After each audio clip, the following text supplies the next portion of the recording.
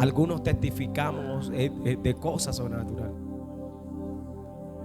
Pero, Señor, ¿dónde está el resultado? Es más, tenemos cultos donde yo digo que es Dios quien descendió, que la gente cae de rodillas, lloramos, pero al día siguiente seguimos siendo los mismos. Volvemos a hacer lo mismo. Y no sé si su Biblia, pero mi Biblia dice que cuando nosotros tenemos un encuentro con Dios, nuestra vida cambia. Amén. Nuestra vida es transformada. Y meditaba en esa palabra cristianismo o cristiano. Solo aparece, o sea, como tal, la palabra cristiano aparece ahí en el libro de los Hechos, creo que 11, versículo 26, algo así. Es una de las, creo que es uno de los únicos textos que habla de la palabra cristiano. Amén. Y cuando yo meditaba en cristiano, se me venía a la mente deberes. Amén. Deberes. Deberes, todos sabemos que son deberes, ¿verdad? Deberes son asignaciones que tenemos en cada área de nuestra vida. Por ejemplo, el que estudia, su deber como estudiante es hacer todas las tareas. Cada vez que vaya a la escuela, ¿qué? Aprender, ¿verdad? Ese es su deber. Si este estudiante cumple este deber, va a ser un excelente estudiante, va a rendir y va a poder cumplir sus objetivos. Si no tiene deberes, pues cuando le toque un examen o cuando llegue el periodo final, lo más probable es que sea reprobado, porque no había deberes. Y para todo en la vida hay deberes. El que labora en una empresa tiene deberes, ¿verdad? Sus deberes son timbrar. Si trabaja por la mañana, timbrar en la empresa. Si le colocaron el horario a las 7 de la mañana, tiene que timbrar a las 7 de la mañana, ¿verdad? Y salir a las 5 de la tarde. Pero dentro de la empresa tiene sus deberes. Si le toca manejar una máquina, si le toca trabajar con alguna herramienta, ese es su deber y lo tiene que cumplir, ¿verdad? Si lo cumple bien, él va a ser un excelente trabajador. Si no lo cumple, lo más probable es que el dueño de la empresa lo le llame la atención. Si no vuelve a cumplir, le vuelven a llamar la atención y por tercera vez quizá le dicen, bueno, ya no sirve para trabajar aquí porque no está cumpliendo sus deberes. Porque a nadie le sirve a alguien que no cumpla sus deberes. Incluso en nuestra escuela, cuando estudiamos, la preocupación del profesor es que cada alumno cumpla su deber, ¿verdad? Porque fuimos allá para aprender. Entonces, cuando hablamos de la vida cristiana es una vida de deberes. Amén. Y vamos a leer Romanos capítulo 12, el versículo 1 en adelante. Romanos capítulo 12, versículo 1 en adelante. Si usted lo tiene, puede decir amén. Dice: así que, hermanos, os ruego por la misericordia de Dios que presentéis vuestros cuerpos en sacrificio vivo, santo, agradable a Dios, que es vuestro culto racional. No os conforméis a este siglo, sino transformaos por medio de la renovación de vuestro entendimiento, para que comprobéis cuál sea la buena voluntad de Dios, agradable y perfecta. Digo pues, por la gracia que me es dada a cada cual que está entre vosotros, que no tenga más alto concepto de sí del que debe tener, sino que piense de sí con cordura, conforme a la medida de fe. Vamos a leer ahora el versículo 11. En lo que requiere diligencia, no perezosos, fervientes en espíritu, sirviendo al Señor, gozosos en la esperanza y sufridos en la tribulación, constantes en la oración. Wow, puede sentarse. La vida cristiana o la palabra cristiano, ¿verdad?, nació en un tono de burla en la iglesia de Antioquía, cuando hubo una persecución y muchos de los discípulos se fueron a Antioquía, pero la gloria de Dios se manifestó ahí en Antioquía, y dice que se congregaron ahí todo un año y fueron llamados cristianos por primera vez. ¿Por qué se les llamó cristianos? Pero originalmente, ¿cuál es el nombre que nos designó Cristo? ¿Alguien me puede responder? ¿Ah? ¿Cómo? No, originalmente, ¿cuál es el nombre que nos identifica? Discípulos. Amén. Dice que Él llamó a sus ¿qué? 12 discípulos y los envió. Primera característica: somos discípulos. Y cuando hablamos de discípulos, hablamos de que nosotros aprendimos de nuestro maestro. En este sentido, nuestro maestro es Jesucristo. La palabra discípulo se usa en muchos términos. Hay gente que discipula a personas para una causa, para un objetivo, ya sea bueno o ya sea malo. Pero en el sentido bíblico, la palabra discípulo es aprender de un maestro, tomar el ejemplo de un maestro, tomar la doctrina de un maestro. En este caso, como cristiano, nuestro maestro, nuestro instructor es Jesucristo. Él es nuestro ejemplo a seguir. Él es el que colocó todos los ejemplos para que nosotros hagamos lo que Él nos dijo que hiciéramos. Entonces podemos mirar que lo primero que nosotros somos es discípulos. La palabra cristiano es una palabra que nos identifica con el título de nuestro maestro. Amén. Te lo vuelvo a repetir. La palabra cristiano es la palabra que nos identifica con el título de nuestro maestro. Cuando te están llamando cristiano, te están colocando el título de nuestro maestro. Eso habla de que nosotros somos discípulos de Jesucristo. Pero la palabra cristiano lleva una función. Número 2, lleva un objetivo. Y número 3, tiene deberes. Lleva una afección, lleva una función, lleva un objetivo y tiene deberes. La primera función de un cristiano es, como discípulo, hacer discípulos. Esa es la primera función de un cristiano, como discípulos, hacer discípulos. O sea que para eso nos constituyó el Señor. Cuando nosotros leemos Mateo capítulo 28, versículo 16 en adelante, dice la palabra que los envió. O sea, Él nos envió. Dice que les dio autoridad sobre los espíritus inmundos, pero también los envió a sanar a los enfermos. Ahora, la pregunta mía es: ¿para qué somos cristianos? ¿Para sanar a los enfermos? ¿Para echar fuera demonios? Esas dos cosas deben estar en nosotros, la debemos hacer. Pero lo más importante es que debemos hacer discípulos. Esa es nuestra primera función, hacer discípulos. Yo diría que orar por los enfermos, echar fuera a los demonios, es ese equipamiento espiritual que el Señor nos entregó. Nos dotó de dones para que hubiera señales.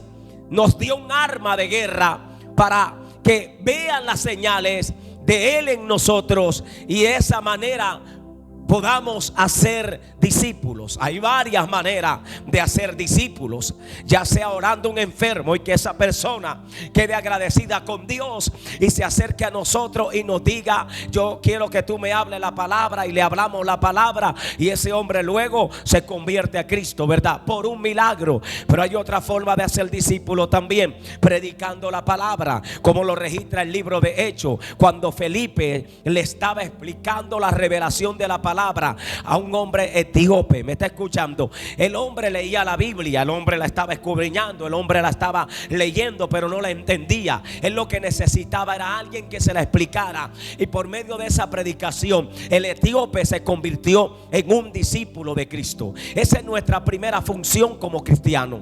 Y a veces nosotros creo que nos estamos conformando por orar por un enfermo, estamos conformándonos por predicar un mensaje, amén, pero no nos estamos preocupando por el verdadero deber de un cristiano, que es hacer discípulos. Porque Jesús se preocupó para que un discípulo hiciera discípulo, porque Él formó 12 discípulos. Y esos 12 discípulos luego no eran 12.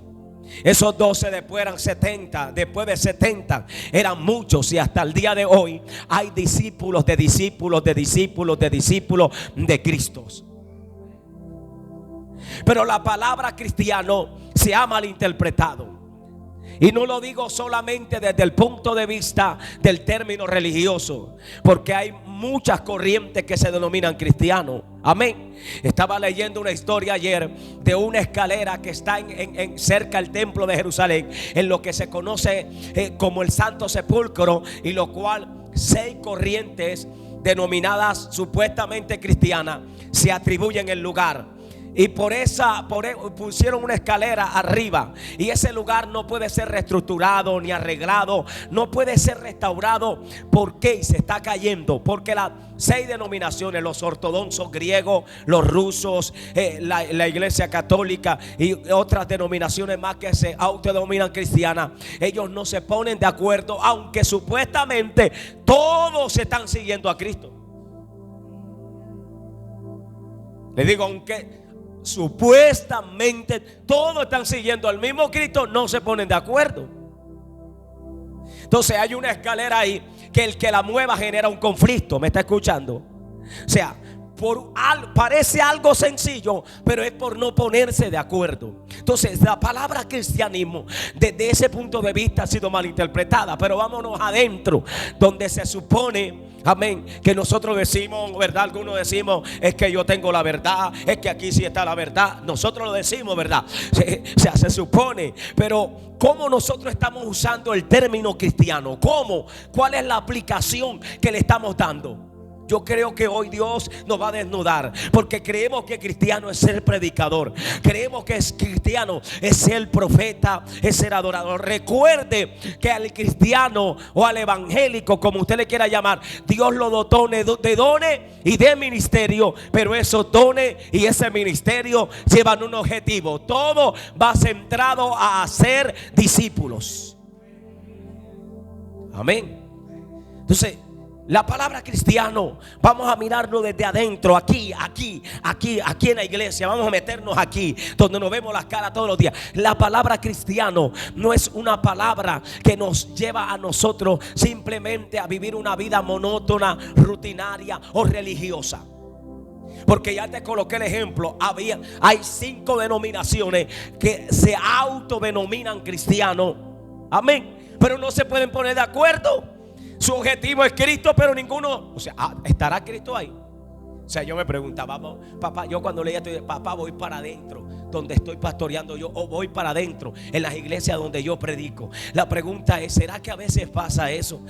Donde no nos ponemos de acuerdo. Porque cuando yo leo la Biblia, yo me doy cuenta que un manual bien hermoso es el libro de Hechos. Porque Hechos ya habla de unos discípulos que ya no tienen a Jesús físicamente al lado, sino que ellos aprendieron de Jesús. se fueron a Jerusalén, esperaron la visitación del Espíritu Santo, se quisieron esconder, Dios permitió una persecución y ellos comenzaron a manifestar las proezas. Pero una de las evidencias más grandes es que dice la palabra que sobrevino temor a toda persona y muchas maravillas eran hechas por los discípulos. Amén. Y dice que compartían el pan en las casas y tenían en común todas las cosas y estaban todo el tiempo en el templo.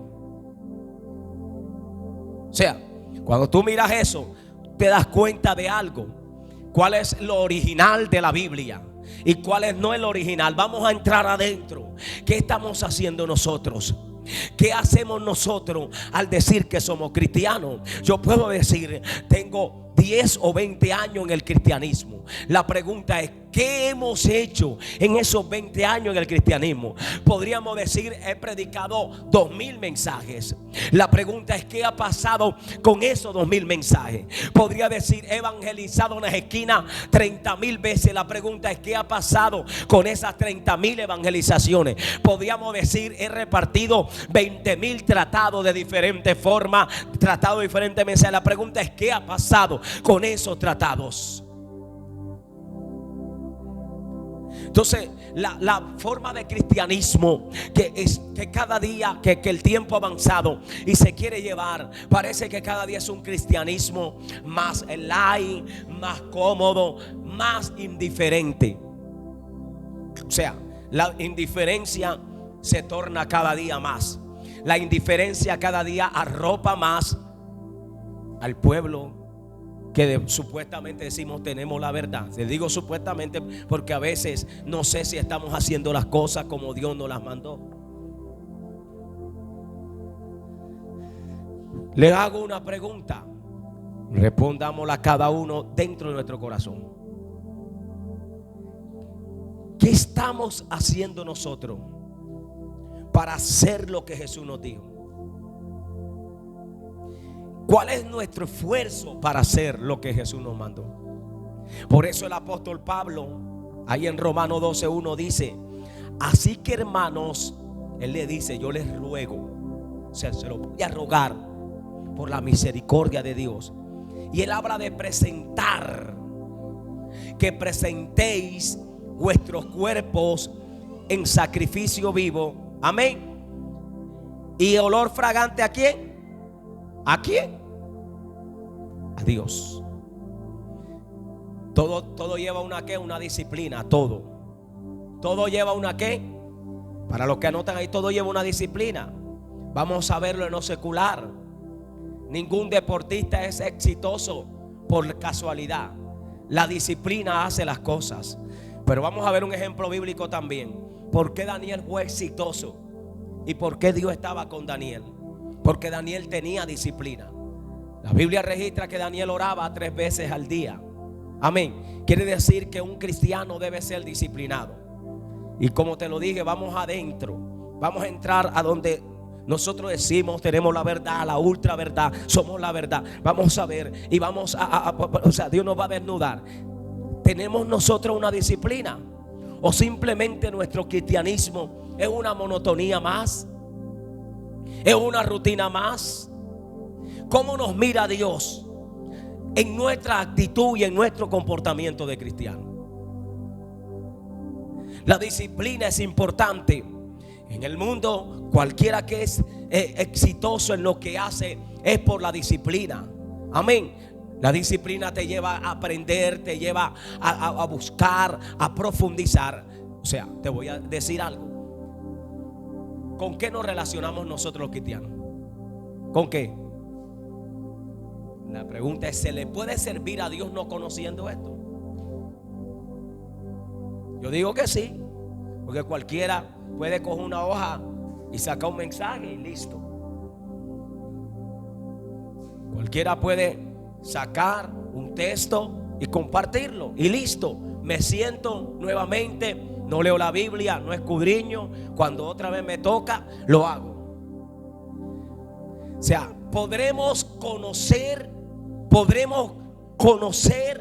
de lo que estamos hablando. Necesitamos conocer de lo que estamos hablando. Necesitamos relacionarnos de lo que estamos hablando. Sí. Si no lo hacemos, es como llevar, escúcheme, si no lo hacemos, es como llevar agua en el desierto, pero botarla. Si no lo hacemos, es como tomar una botella de agua pura, que diga agua pura, y yo le echo veneno líquido transparente y se la voy a llevar a alguien. Si no lo conozco, entonces lo llevaré de esa manera. Porque entonces a veces en el cristianismo hay cosas que no están bien, hay cosas que no funcionan bien. ¿Quién es el culpable? ¿Dios? No, el culpable somos nosotros, porque a veces estamos hablando de esto, estamos hablando de esto, pero no lo conocemos. No nos hemos relacionado con lo que es el Dios del cristianismo, con lo que es la Biblia, con lo que es la palabra de Dios. No nos relacionamos, ni siquiera la leemos, ni siquiera tenemos una disciplina para escudriñarla, ni siquiera tenemos una disciplina para orar. Si no tenemos una disciplina para orar, para escudriñar la palabra, mucho menos van a ser en nosotros la inspiración de esta palabra. O sea, no van a ser la inspiración. Por eso no es lo mismo hacer algo para salir del paso que tener una pasión por la palabra dentro de ti. Esos son dos cosas muy diferentes. Porque cuando salimos del paso entramos en emociones. Yo digo que el cristianismo no es emoción, y hay mucha emoción. Entonces es donde me venía la respuesta de por qué muchos danzamos, hablamos en lengua, gloria a Dios por eso, hasta lloramos, pero mañana seguimos siendo lo mismo. No hay compromiso, no hay deberes. Amén. Se supone que si la fue la unción la que nos tocó, mañana a mí me tienen que nacer los deberes. Si no, no sé si fue alguna gotica de la unción que me tocó. Amén. Y el apóstol Pablo está hablando aquí de deberes que presentemos. O sea, cuando tú ves a los deportistas, tú ves que yo he ido al parque y veo unos muchachos así, con el cuerpo así, y se montan en la barra y hacen así. Yo digo, wow, eso es una disciplina. Su cuerpo ellos los ponen al máximo para hacer eso. ¿Por qué yo no lo hago? Porque mi cuerpo no está al máximo para eso. Su cuerpo, pero si tú pones a un muchacho de eso a hacer una vigilia, a hacer un ayuno, no te lo van a hacer, porque ya es espiritual. Entonces lo que el apóstol está hablando aquí es de una disciplina espiritual. Dice que presentéis vuestro cuerpo en sacrificio vivo. No es que usted va a tomar un azote y se va a pegar, no, y le va a salir sangre, no. Entienda la espiritualidad del texto. Recuerde que él usa este término para hablar en forma espiritual. Él está hablando sacrificio. ¿Qué es la palabra sacrificio? En el Antiguo Testamento, un sacrificio era presentar una ofrenda que le agradara a Dios. Estaba la expiación, estaba la oblación, que eran ofrenda de harina, estaba la libación, que eran ofrenda líquida, estaba la ofrenda del toro quemado, del todo quemado, que era el sacrificio de un animal, y que venía la gloria de Dios y lo consumía. Cuando la libación estaba buena, ofrenda líquida, Dios venía y la consumía. Eso no es un sacrificio, era algo que le agradara a Dios. Y lo que yo puedo entender aquí es que Dios espera que cada uno de nosotros, cuando lo conoció, dé el todo al máximo. ¿Me está escuchando? Dé el todo al máximo. La pregunta es, ¿a qué le llamamos el todo al máximo? Es peligroso, porque cuando Dios te hace un día predicador, tú vas a una campaña, vas a otra, predicas aquí, tú dices, lo estoy dando todo el máximo. Pero tú puedes estar con el Dios de la obra, pero puedes estar descuidando al Dios de la obra. Tú puedes estar cantando bonito aquí, puedes estar viniendo a la iglesia, pero puedes estar descuidando al Dios de la obra. Y ya te dije ahorita que debe haber una disciplina y un conocimiento de lo que estamos hablando. Si no conocemos lo que estamos hablando, por eso es muy fácil que el enemigo logre detenernos. He ahí entonces por qué a veces entramos en emociones. Amén. ¿Por qué? Aleluya. Alguien dice, pero él debe estar firme con lo que recibió ayer o antes de ayer. Pero ¿por qué otra vez está igual? ¿Por qué? Y yo meditaba y decía, Señor, te necesito conocer más cada día. ¿Y dónde voy a conocer yo a Dios? En su palabra. relacionándome con ella. Ella nos da una identidad de quién somos. Ella nos da una identidad de quién somos. Cuando Jezabel dijo que iba a matar a Elías, Elías entendió la identidad de quién era. Por eso él levantó el altar, le echó agua y no gasolina, y mató a los profetas de Baal y a los profetas de Acera, porque él entendió quién era, tenía la identidad de Dios. La Biblia nos da la identidad de Dios en nuestra vida. O sea, tú vas a saber quién eres en Dios. Por eso cuando Satanás venga a decirte, tírate ahí al piso, vete de la iglesia, forma una pataleta, tú le vas a decir al diablo, no, porque yo leo la Biblia y sé quién es Dios. Amén. ¿Por qué armamos pataleta? ¿Por qué tantas cosas? Porque a veces no estamos conociendo. Usted sabe el hambre y el deseo que provoca leer la Biblia, el escudriñarla, el impacto espiritual que te provoca. El impacto espiritual que te provoca leer la Biblia. O sea, experiméntelo. Se lo digo hoy en esta enseñanza. Comience a leer la Biblia con sentido. Mientras esté solo, siéntese, eche a un lado ese celular, ese WhatsApp. Amén. Y dígale a Dios, ¿qué significa esto? Para que vea usted que es real, que ahí va a descender Dios. Y usted va a descubrir cosas en la Biblia que mañana va a querer buscar más. Cuando usted quiera ver, en la Biblia es como cuando tú vas entrando a un río, en la orilla, vas profundizando. Cuando quiera ver, estás en lo profundo. Y eso te da identidad y te da a entender quién eres como cristiano. Cuando Satanás venga a decirte, haz esto, tú le vas a decir, ya no me puedes atrapar ya, porque ahora conocí algo que no conocía. Entonces, cuando el apóstol dice que presentemos vuestros cuerpos en sacrificio vivo, está hablando de una disciplina espiritual. El cristianismo es una disciplina y es lo que no tenemos. Por eso usted se da cuenta que a la gente hay que corretearla para evangelizar. A la gente hay que perseguirla para que le venga a servir a Dios. A la gente hay que corretearla para que ayune. A la gente hay que corretearla para que haga vigilia. Hay retiros de satanistas también. Y usted no ven un retiro de satanistas en la madrugada, a los satanistas a las 11 de la noche, aleluya, desesperado. Entonces me da a entender que cada vez la disciplina espiritual se pierde más en el cristiano. O sea, si los que hacen para el enemigo tienen una disciplina, la pregunta es ¿por qué nosotros que lo hacemos para Dios no tenemos la disciplina? Hemos perdido la disciplina. Que presentemos vuestros cuerpos en sacrificio vivo y olor fragante a Dios. El cristiano es un discípulo. Amén. Y un discípulo hace discípulo. Los resultados ya no dependen solamente de cuánto oremos. Le estoy diciendo, se lo vuelvo a repetir. Los resultados no dependen solamente de cuánto oremos, de cuánto ayunemos, de cuánto vigilemos, sino de cuánto también actuemos. O sea, te estoy diciendo que hay que orar, hay que ayunar, leer la Biblia, pero hay que actuar. Y ahí está el problema. Puede ser que algunos en la iglesia oramos para que Dios traiga las almas, ayunamos para que Dios traiga las almas, pero en la disciplina de actuar para hacer el trabajo de ir a ser un discípulo, no lo hacemos. Fuimos enviados. Cada uno de los que está aquí, que conoció a Cristo, que se bautizó, fue enviado. Fuimos enviados. La pregunta, ¿está entendiendo el término que nos enviaron? ¿Estamos entendiendo el término de que fuimos enviados? ¿Enviados a qué?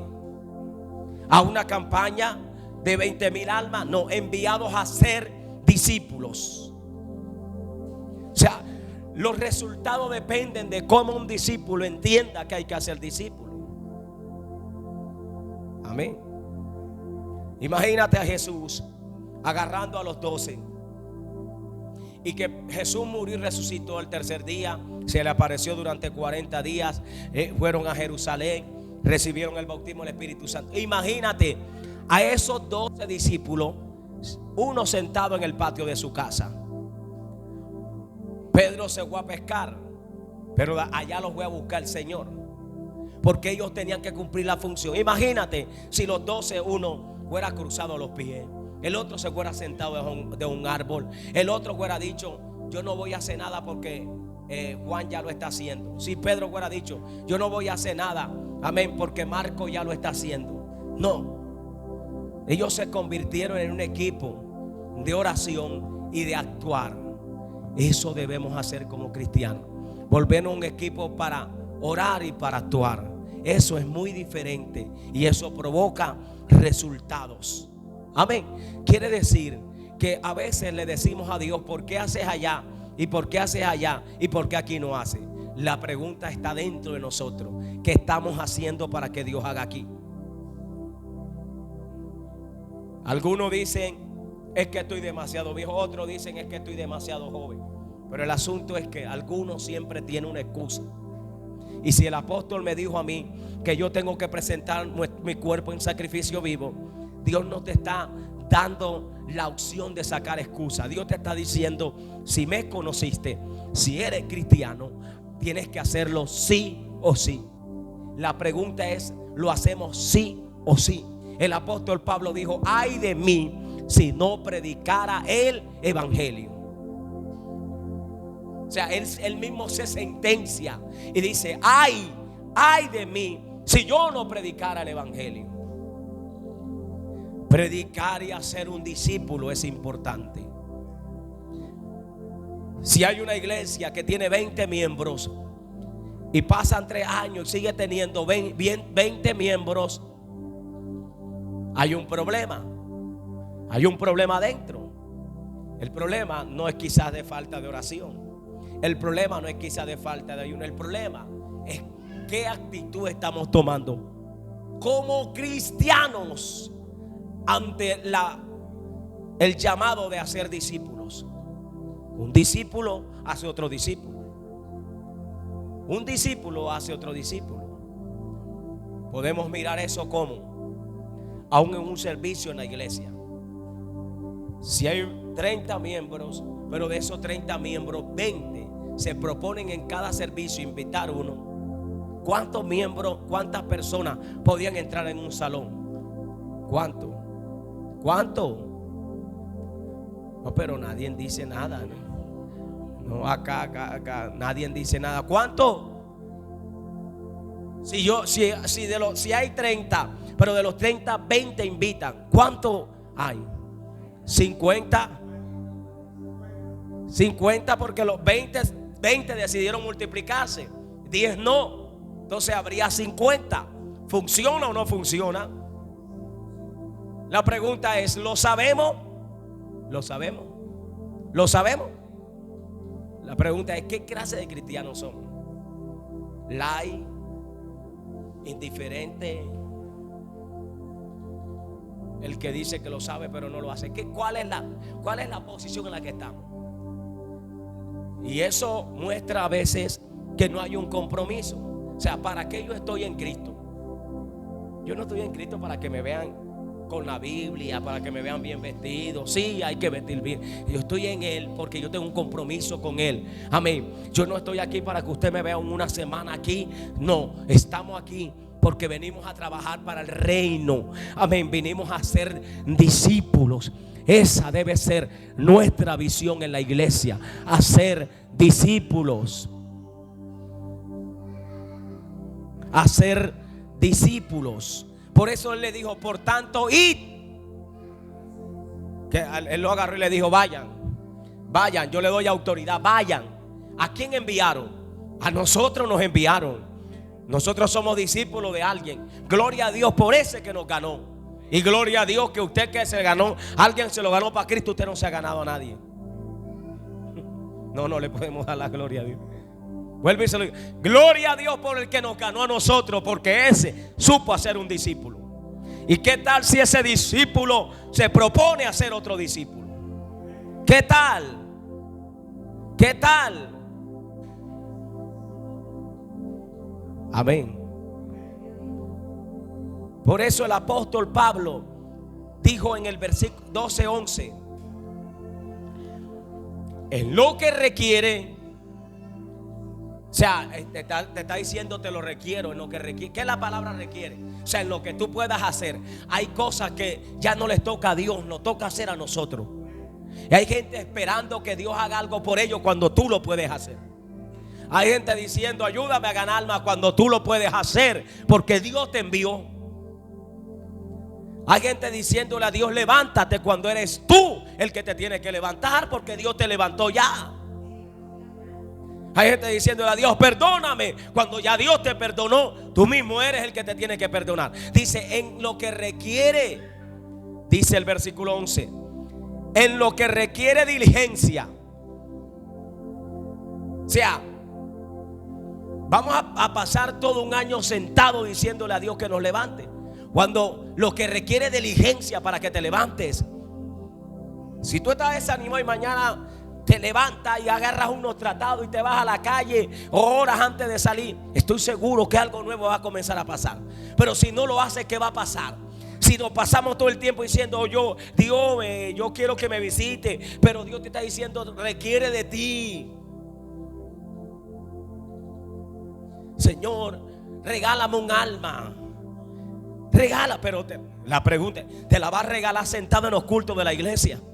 La pregunta es, ¿se la va a regalar sentada frente a la pantalla de Netflix, de Amazon Prime, del programa? ¿Se la va a regalar ahí? ¿Se la va a regalar sentada en la sala de su casa? No, el Señor no la va a regalar cuando nosotros seamos diligentes. Cuando, aleluya, nosotros cumplamos el deber como cristianos. Y nuestro deber es predicar la palabra, es invitar almas a la salvación. Ese es el cristianismo.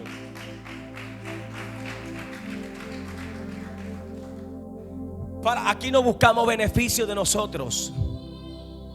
A quien tiene que conocer no es a Hanner, a quien tiene que conocer es a Cristo. Amén. A quien tiene que conocer no es a usted, es a Cristo. ¿Me está escuchando? Preocupémonos porque cada día conozcan a Cristo en las esquinas, en las calles, en los parques. Está desesperado, ya se quieren ir ya. Yo veo la gente así como. Dice, en lo que requiere de ti, te dice Dios. No puedes pasar todo un año diciendo que te vas a levantar y nunca te levantas. Algo requiere de ti. No puedes pasar todo un año diciendo que este ves y te vas a dar un alma y pasó el año y nada. Ya lo hablé ahorita. ¿Qué disciplina tenemos? Una disciplina cristiana es orar, ayunar, leer la palabra, pero actuar. Decir, bueno, Señor, ahora hay una persona que está yendo a la iglesia. Yo voy a ser disciplinado para ir donde Él. Darle la palabra, darle la enseñanza, estar constantemente. Y luego yo estoy seguro que va a ser un discípulo. Va a ser un discípulo de Cristo. Pero si no hay una disciplina, usted dice, bueno, gloria a Dios, le gusta la palabra, pero usted es indiferente. Usted no se preocupa por ir donde esa persona. Amén. El discípulo tiene la visión para ganarse un discípulo. Tiene la capacidad de ver quién puede ser un discípulo de Cristo. Te da Dios esa capacidad. Pero si somos indiferentes, nunca lo vamos a ver. Simplemente nuestra vida cristiana es una vida monótona. Entonces, en lo que requiere diligencia, nosotros somos diligentes para ahorrar, para comer, somos diligentes para vestirnos, para todo. Pero la pregunta es, ¿somos diligentes para lo espiritual? Muchas veces no hay diligencia. Tú sabes, eso a veces se demuestra hasta cuando hay un ayuno, hay una vigilia. ¿Cuánto venimos? Como decía yo al comienzo, si Dios nos tocó en un culto unido, y yo digo, wow, hay gente saltando. Yo cuando yo hago esas administraciones como predicador aquí o en una iglesia, yo digo, esa gente mañana tiene que ser diferente. Ahora, cuando yo voy al lugar donde yo pastoreo, allá yo me vengo. Yo no sé si el pastor de la iglesia donde yo voy a predicar va a decir, ay, Dios mío, que lo tocaste, todavía siguen igual. Pero yo voy a hablar de aquí. Cuando yo veo que Dios toque, digo, mañana esta gente va a estar prendida, esta gente va a actuar diferente. Pero a veces algunos de nosotros seguimos con la misma actitud, la misma indiferencia, sin ganas de orar, sin ganas de ayunar, sin ganas de vigilar. Es más, a veces pasamos más desanimados que prendidos. ¿Por qué? Ese no es el evangelio. Usted se imagina a los discípulos del libro de los Hechos diciendo: Señor, estoy desanimado. Señor, no voy a servir hoy. Estoy desanimado. Señor, no hubiera discípulos, la iglesia no hubiera crecido. Amén. Dice la Biblia que había mujeres que le servían ¿a quién? Usted se imagina a esas mujeres detrás de Cristo diciendo: ¿qué hay que hacer, maestro? Maestro, ¿qué es lo que tenemos que hacer?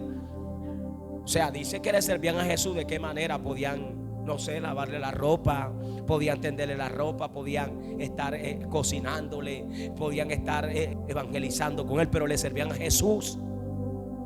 O sea, la Biblia me registra que el apóstol le dijo a Timoteo: Timoteo, aviva el fuego del don que hay en ti, que se te ha sido dado por la imposición de las manos. O sea, le dijo Pablo a Timoteo: Timoteo, no te vuelvas monótono, no te quedes ahí. Avivar es echar cada día para adelante. Avivar es que crezcas más y más y más y más cada día en tu vida espiritual. O sea, hay para los jóvenes, hay para las damas. Dice que en cuanto, aleluya, en la escritura, los ancianos sean hombres, dice la Biblia, irreprensibles. Si quiere decir que Dios demanda de nosotros una entrega y una diligencia. Diligentes, debemos ser diligentes. Si no somos diligentes, ¿sabe qué vamos a hacer? Dice aquí la escritura, en lo que requiere diligencia, no perezosos. Perezosos. ¿De dónde viene la palabra perezoso? Del animal. La sacaron del animal perezoso. El perezoso detiene tráficos. Si un perezoso cruza por una carretera, una troncal, tiene que detenerse el tráfico y alguien tiene que bajarse y cruzar al perezoso. Y a veces somos tan perezosos que no activamos lo que Dios nos ha entregado, lo que Dios nos ha dado, no lo desarrollamos, no porque no lo tengamos, sino porque hay pereza. Claro, nadie quiere ayunar 2, 3, 4 horas de rodilla. Amén. Es difícil levantarte a las 2 de la mañana hasta las 4 o 5 de la mañana a orar. Es difícil. Es tan fácil acostarse a dormir y no levantarse. Es tan sabroso llegar cansado del trabajo, quitarte los zapatos y estirarlo así. Tú sabes cuando te pega el abanico y te pone el plato de comida en el pecho y te pones a ver el noticiero. Cuando la barriga te dice: no, otro día vas a la iglesia. Y nos volvemos perezosos. Perezosos para lo de Dios, pero para lo de nosotros no. Que tú dices: mañana hay que lavar, y nos levantamos a las 6. A las 6 usted se levanta a lavar, ¿verdad? Nos vamos para tal lugar a las 8. A las 8 usted está ahí agarrando el taxi, agarrando el autobús.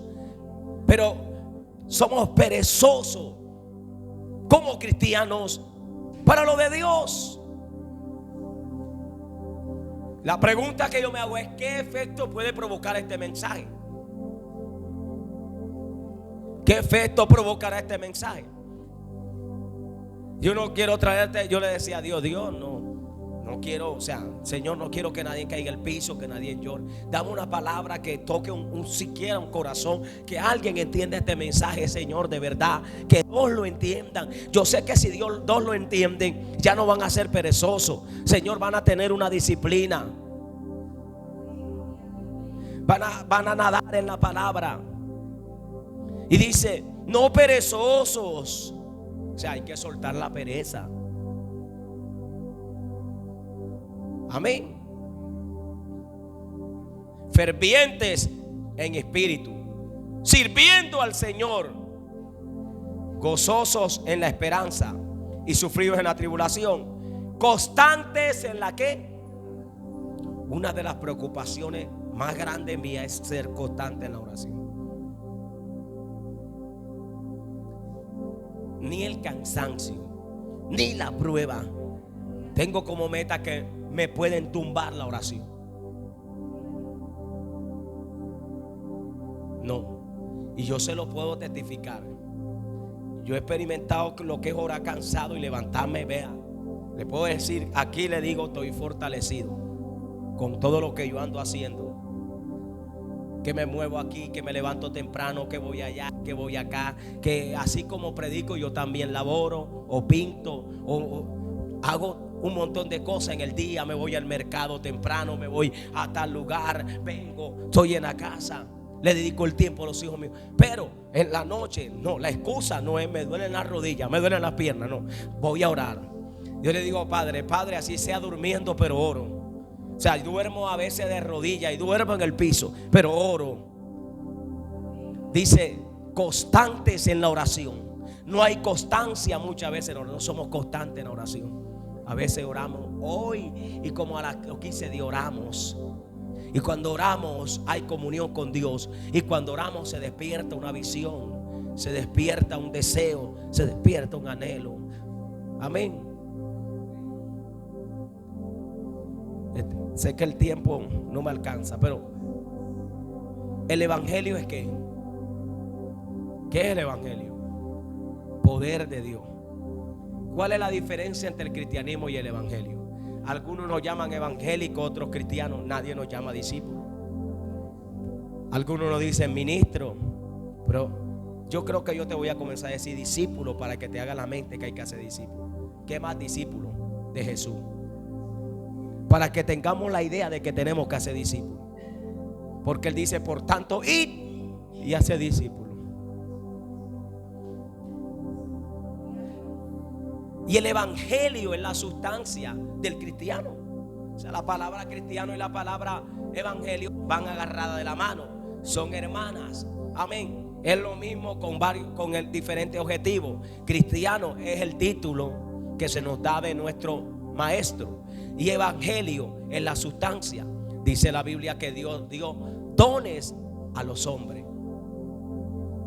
Para los dones son el equipamiento del cristiano. Y nos dio ministerios, son el acompañamiento. Maestro, pastor, profeta, evangelista. Pero también dice el que sirve, el que ayuda, palabra de ciencia, profecía, interpretación de lengua. Yo prediqué este mensaje el domingo en una iglesia. Y cuando terminé, yo no tuve necesidad de orar a nadie. La gente terminó llorando. El hermano Yair es testigo. Terminó llorando y una hermana se paró a hablar en lengua y el pastor interpretaba la lengua, pero yo también podía escuchar y entender lo que ella decía. Nunca me había pasado. O sea, quiere decir que en ese momento, mientras yo hablaba de esto, se abrió una unción tremenda que desató algo poderoso. Y el pastor luego habló cosas que yo hablé ahí y él no estaba ahí. Entonces había una conexión de espíritu muy hermosa. Hoy en día se habla en lengua, pero no se interpretan las lenguas. Dice, procure los mejores dones. Los anhelamos, los queremos. Tenemos que ser diligentes, no perezosos. Y ese es el problema. ¿Qué pasa detrás de cada palabra que Dios nos da, como la de hoy? ¿Qué pasa mañana? ¿Qué va a pasar la otra semana? Cristiano, desde adentro, vamos a meternos adentro aquí. No allá afuera donde está la escalera en Jerusalén, que por una escalera no se pueden poner de acuerdo, mucho menos por otra cosa. El que mueve esa escalera genera un conflicto, imagínense. Pero todos hablan de Cristo, todos dicen seguir a Cristo. Hay un mensaje que yo tengo que se llama lenguas confundidas. La pregunta es, como pasó en la Torre de Babel, la pregunta es, ¿podrá haber lenguas confundidas en la iglesia? No debe haber, se supone que no debe haber. Pero yo le estoy dando un ejemplo de algo que pasa allá en Jerusalén. La pregunta es, ¿podrá pasar dentro aquí? Cuando no estamos en un solo objetivo, pueden haber lenguas confundidas. Y mientras estaban construyendo el del palautra, le decía al de la llana, chuca, y el otro hablaba en inglés, y el otro wash, ninguno entendía. Más vámonos. Todo quedó ahí detenido, porque las lenguas estaban confundidas. Pero donde opera Dios no hay lenguas confundidas. Donde opera Dios hay una sola lengua, la lengua del Espíritu Santo, y las cosas van a funcionar bien. Esta iglesia debe tener una sola lengua. No sé si me entiende, no sé si me entiende, amén. Pero esta iglesia o cada iglesia cristiana debe tener una sola lengua, la lengua de Dios. No le hablo de que van hablando en lengua, le hablo en término espiritual. Es Dios la visión, es hacer discípulos, es ganar alma, es no ser perezoso, es ser esforzado, aleluya, es tener una disciplina, es ser constante, aleluya, es desarrollar el poder del evangelio en nosotros. Quizá hay en esa silla, hay algunos que tienen don de ciencia, palabra de discernimiento, algunos tienen palabra de profecía, algunos tienen interpretación de lengua, pero nunca nos hemos dedicado a tener una disciplina para descubrir eso. Porque si está pasando en otros lugares, no puede pasar en este humilde lugar. No porque Dios no quiera, sino porque allá se atrevieron, pero acá no nos hemos atrevido. Es porque allá pagaron una disciplina, le creen a Dios, pero quizá acá no. Yo creo que ese tiempo se tiene que acabar, aleluya, y que tiene que irse la emoción,